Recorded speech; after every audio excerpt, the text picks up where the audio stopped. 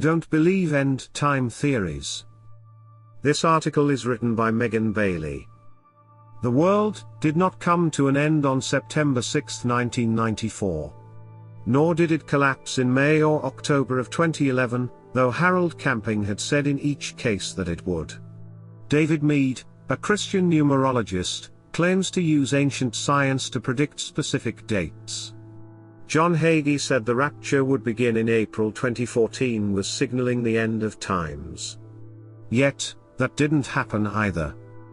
Every year, new apocalyptic predictions waft through the dark fringes of the internet and the tabloid media.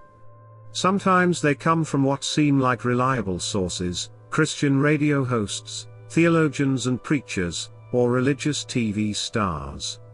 Their ability to persuade the masses and strong charismatic skills can make even the strongest Christians start to question if the predictions are true.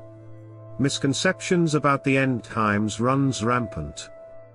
Camping was so good at it, he convinced listeners of his radio show to donate over $100 million to help get the word out. Some believers even max out their credit cards, believing that the rapture would come before payment was due. Writer D.L. Mayfield shared with her followers about how she never made college plans, as she was convinced the rapture would come before she turned 16. These prophets use Bible verses in the book of Revelation to really drive home the point that their date is the right one, and people fall for it. Like many so-called prophets, Camping moved the target date each time he was wrong about his prediction. However, people were still left with an incredible fascination of the end times. It's readily seen with the popularity of the Left Behind series and songs like Larry Norman's I Wish We'd All Been Ready. Why exactly are Christians so fascinated in the end times, though, and why do they so easily fall prey to these false prophets' claims? Many Americans, Christian or not, are aware of the concept of the rapture. This is a time when, according to some evangelical traditions, Christians will be suddenly and unexpectedly raptured up to heaven before the events that presage the end of the world.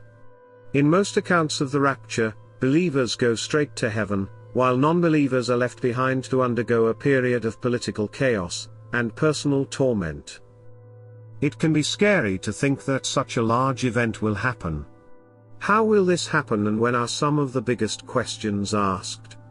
There is a real anxiety that many Christians feel in not knowing God's plan, and that can lead them to believe prophecies set by chosen ones on earth. However, Jesus was clear. It's not ours to know times or dates.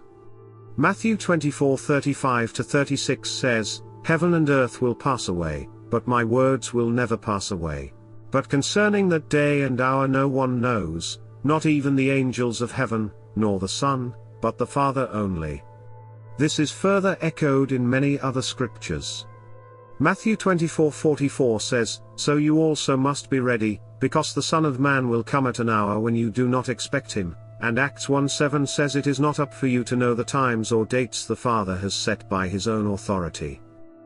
Nevertheless, some continue to predict. Each distracts us from the true purpose of biblical prophecy. When these prophets claim that an end-time prophecy is approaching, they are also claiming that they know even more than the Son of God. If it's wrong to set dates based on wars or rumors of wars, it's also a mistake to be unsettled by them. God's people shouldn't be surprised or dismayed by political unrest and natural disasters.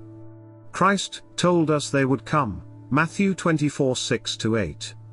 Terrible and scary things on this earth will happen, but it's not biblical to jump to the conclusion that it is the sign of the Antichrist and that we should panic. We have to trust in God's plan for us. Better yet, we can hand our anxiety over to Him. Proverbs 3:5-6 reminds us of His promise, "Trust in the Lord with all your heart and lean not on your own understanding, in all your ways submit to Him and He will make your paths straight." Rather than be scared of the end of times and waste energy trying to predict when it will come, we should feel empowered by the Spirit to go into the world to make disciples, Acts 1:6-8. What could be more motivating for missions than to meditate on Jesus' words in Matthew 24:14, "This gospel will be proclaimed throughout the whole world, as a testimony to all nations, and then the end will come. We are called to be shepherds of Jesus. We are called to spread his love to anyone who will listen, so that they too can find Jesus before the rapture, whenever that may be. The next time you hear someone saying that the end times are near, because of a political change, upcoming war, pandemic or the like, know that their claims have no basis in fact. The Bible says clearly that we will not know when it is to come, and furthermore we shouldn't try to predict it. Instead, focus your energy on building a better relationship with God and sharing his gospel with others. This way, if it ever does happen in your lifetime, you'll already feel confident that you are going to heaven.